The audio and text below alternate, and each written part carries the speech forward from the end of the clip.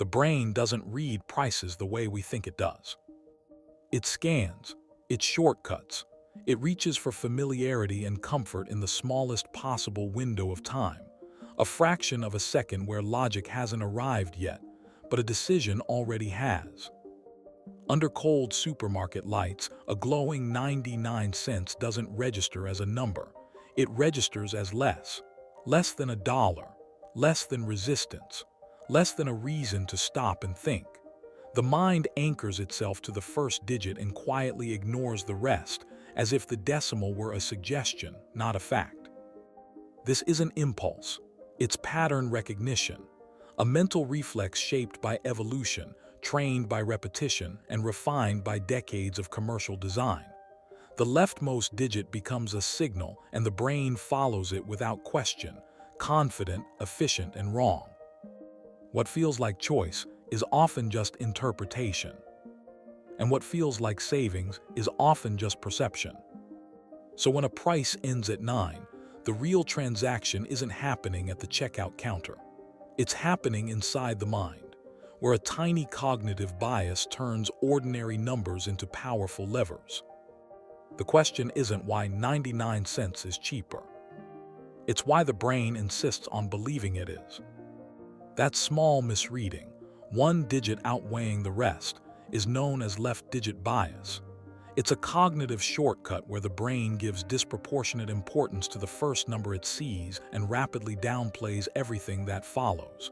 In everyday life, it helps us move quickly. In markets, it quietly reshapes behavior at a massive scale. Retail pricing is one of the most widespread applications of this bias in human history. From grocery stores to gas stations, from fast food menus to billion-dollar e-commerce platforms, prices ending in 9 dominant shelves across the world. Not because they're cheaper, but because they feel cheaper. This strategy influences trillions of dollars in annual consumer spending. Major retailers have tested it repeatedly. When prices move from a round number to one ending in 0.99, sales often rise, sometimes dramatically, even when the actual difference is just a single cent. The effect appears across cultures, income levels, and product categories. But the real significance isn't the penny, it's the system behind it. This is a story about how psychology was industrialized, how behavioral science left laboratories and entered boardrooms, how pricing stopped being a reflection of cost and became a tool of influence. Because beneath every glowing price tag is a deliberate design choice. And beneath that choice is a deeper architecture of control, built not on force or deception, but on the predictable patterns of the human mind. To understand how we got here, we have to go back to the moment pricing stopped being about arithmetic and started becoming about behavior. Long before scanners beeped and shelves glowed, prices were spoken out loud. In open markets and small shops, numbers were rounded, negotiated, adjusted by eye and instinct. A price wasn't fixed, it was social. It depended on the buyer, the seller, the moment, and the mood. There was no need for psychological precision because transactions were human conversations. That began to change in the late 19th and early 20th centuries, when commerce scaled faster than conversation ever could. Department stores emerged. Mail-order catalogs spread across countries. Fixed pricing replaced haggling, and suddenly numbers had to do more than reflect value. They had to communicate value instantly, silently, to millions of strangers. This was the first quiet shift. Retailers noticed something strange. When prices dropped just below a round number, 5 cents below, 1 cent below, customers behaved differently. They hesitated less. They bought more. The effect wasn't explained by savings alone. The math didn't justify the reaction. But the pattern repeated. By the 1930s and 1940s, early consumer psychologists were documenting how people processed numbers asymmetrically.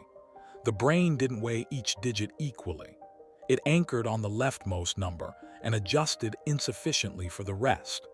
A small difference at the front felt larger than a meaningful difference at the end. A seed was planted. As supermarkets expanded after World War II, this insight found fertile ground. Aisles replaced counters. Self-service replaced clerks. Shoppers were now alone with the shelves, and decisions had to be made quickly. In that environment, the left-digit bias became a silent guide. A price ending in 9 didn't just signal affordability, it signaled category. It told the brain, this belongs in the cheaper group, even when it didn't. Over time, consumers weren't trained consciously, but conditioned. What began as an observation turned into a blueprint. An invisible architecture formed, one where a single digit could tilt behavior at scale, and a penny could move millions.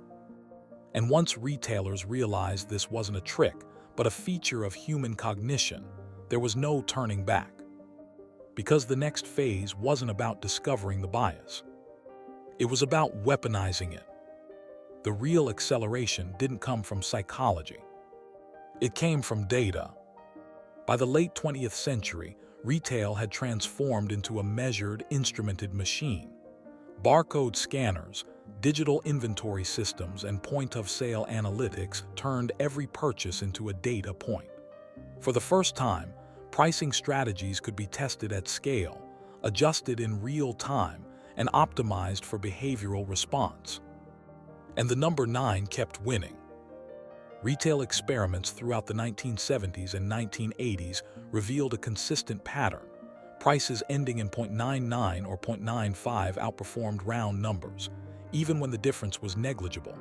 In one widely cited retail study, items priced at $39 sold significantly more than the same items priced at $34, simply because the first digit dropped from 4 to 3. Not cheaper, just reclassified in my mind. This wasn't growth through innovation.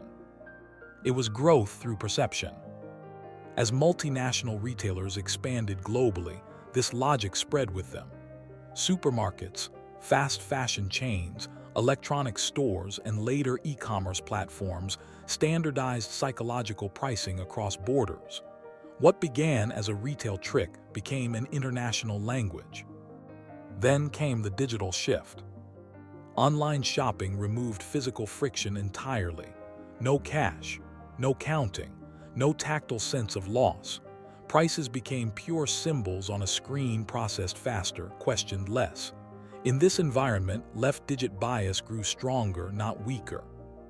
Companies like Amazon discovered that even algorithm-driven shoppers were still human at the core. A 1-cent drop could outperform a $5 coupon. A price ending in 0.99 could increase conversion rates without touching margins. Behind the scenes, pricing teams ran constant A/B tests, thousands of variations, millions of users. The result was always the same. Round numbers signaled premium or finality. 9 signaled accessibility. During economic downturns, especially after the 2008 financial crisis, this strategy became even more aggressive. As consumers became price-sensitive, retailers leaned harder on psychological thresholds, not to lower costs but to lower resistance. Boardrooms no longer asked, "What is this worth?" They asked, "What does this feel like?" This marked a power shift. Pricing stopped being an outcome of production and started becoming a tool of behavioral control.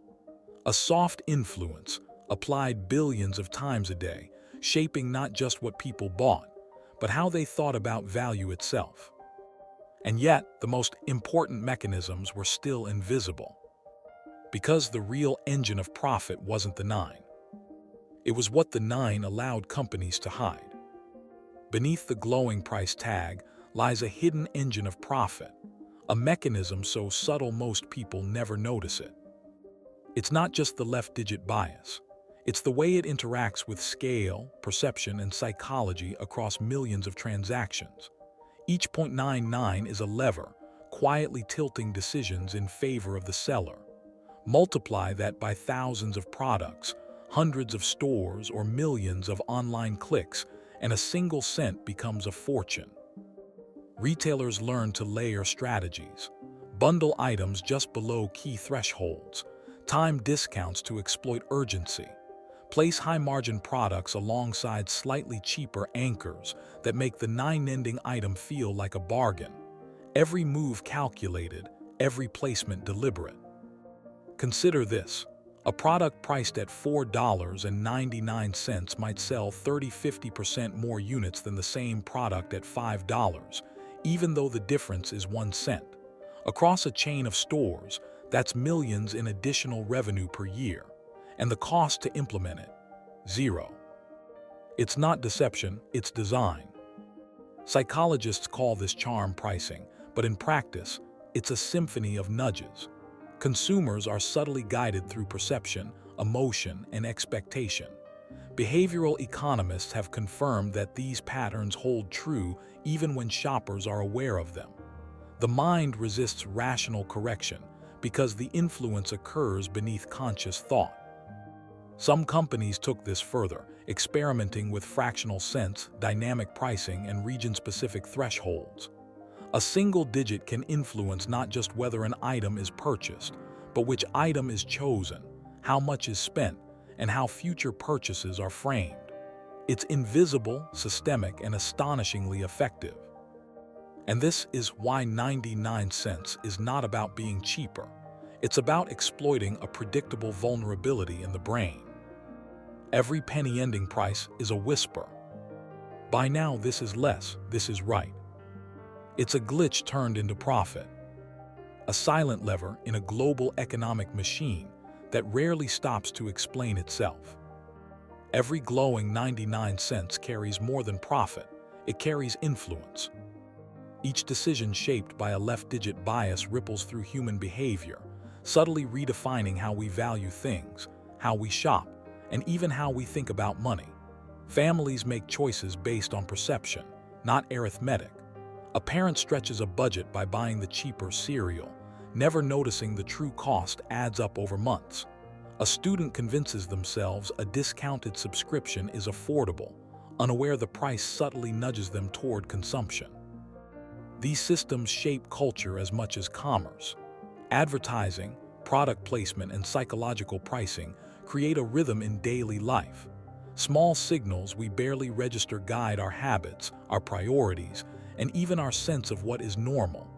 Consumers become participants in a system designed around predictable biases, not conscious choice. Yet no one is fully guilty or fully victimized. Retailers are responding to measurable human tendencies, and consumers are acting on instinct refined over millennia. The interplay is complex, behavior and design intertwined, influence and adaptation locked in a quiet dance. Even our perception of value is constructed. Round numbers signal premium, stability, finality. Nine-ending prices signal accessibility, urgency, and opportunity. Every checkout, every impulse purchase, every moment of satisfaction is shaped by these invisible rules. Our brains adapt, merchants optimize, and the system continues, efficient, silent, and persistent. We forget that what feels like free choice is often the result of decades of observation, testing, and design. Every purchase echoes a decision made decades ago by researchers, retailers, and economists who learned how to harness the quirks of the human mind. And the most remarkable part, most of us never notice. We believe we are rational, yet the architecture of influence operates in shadows, shaping lives quietly, invisibly, but relentlessly. The story of 99 cents is more than a pricing trick. It is a window into the invisible machinery of influence that surrounds us every day. From humble beginnings in early department stores to global retail empires and digital marketplaces, a single digit has shaped decisions, nudged behaviors, and quietly generated billions in revenue. We've traced the journey from observation to strategy, from psychology to system, and seen how human cognition became a canvas for profit. And yet, the story is far from over. Algorithms now monitor our choices in real time, adjusting prices, testing thresholds, and discovering new ways to leverage the quirks of the mind. What once was a subtle nudge has evolved into a sophisticated, data-driven engine of influence. So the next time you pause at a shelf, hover over a click button online, or glance at a price tag, ask yourself, how much of this is choice and how much is design? How many decisions have been quietly shaped before you even realized it? This is the invisible architecture behind every bargain, every deal, and every glowing 99 cents. And it challenges us to see commerce not as neutral, but as a system built around human perception, vulnerability, and potential. The question now is yours. How will you navigate a world where even pennies are engineered to guide your mind? If this story fascinated you, share your thoughts in the comments below. Like, subscribe, and keep following, because the mechanics of influence are always evolving, and understanding them is the first step to seeing through the system.